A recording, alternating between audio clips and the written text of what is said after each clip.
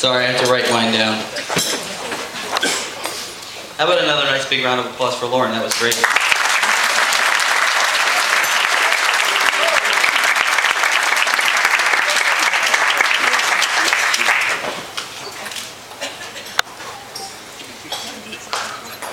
Good evening, everyone.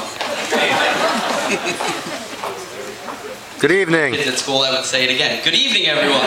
Good evening. Thank you. For those of you who don't know me, my name is LoBue, and for the past 25 plus years, I've had the great opportunity to know and to grow up with Kevin John Pachola, who I will lovingly refer to as Chola for the remainder of this speech.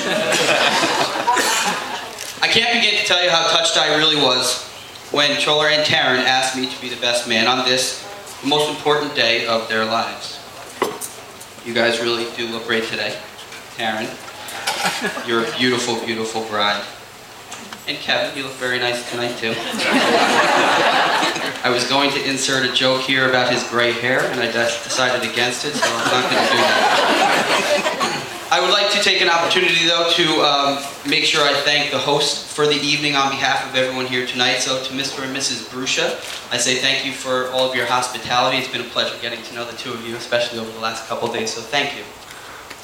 Also, I would like to congratulate Mr. and Mrs. Pachola. I know this is a very special day for the two of you, too, so congratulations.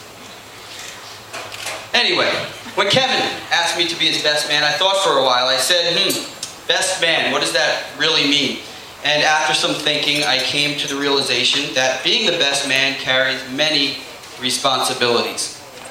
I figured the most important thing I can offer the newly married couple is some sound advice. After all, I've been married for 2 whole years. To the love of my life, Megan, and that's her over there. Everybody thanks for Megan. Anyway, I did some research. And I found some information that I thought might be really helpful for Taryn. Some of you may be familiar with this article that I found. It was in the Good Housekeeping magazine. Don't you know Good Housekeeping? Yeah. The article itself, it's a real article. The article, it gives several points on basically when your husband returns home from work. The title of the article, just so you know, the title of the article is The Good Wife's Guide.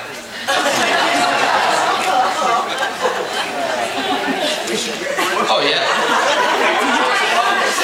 Just remember, I just did the research on this. I did get this article on the internet, so of course it must be true. And you should also know that the article was written in 1955. Anyway, let me read just a few of the better points that I hope will help as you start your life together. Taryn, when Chola arrives home, you should, as the article says, prepare yourself. Take 15 minutes to rest, so you'll be refreshed when he arrives. Touch up your makeup. Put a ribbon in your hair. And be fresh looking.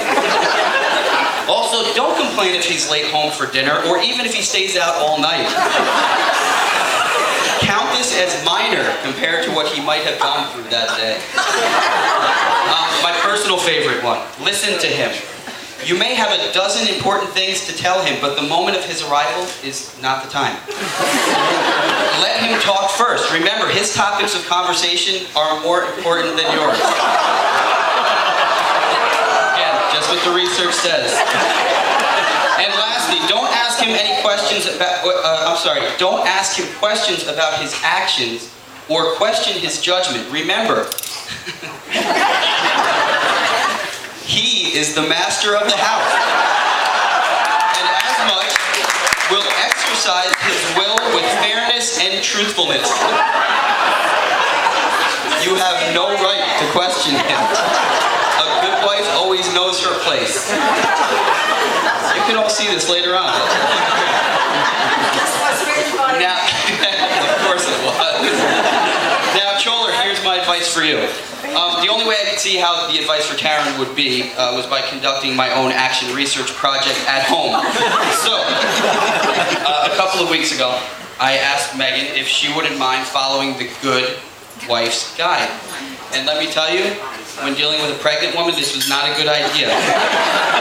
She actually punched me in the stomach twice and just started talking to me yesterday. So my advice to you is, don't be an idiot. Don't try to find marriage advice on the internet, but most importantly, listen to Taryn because she knows best.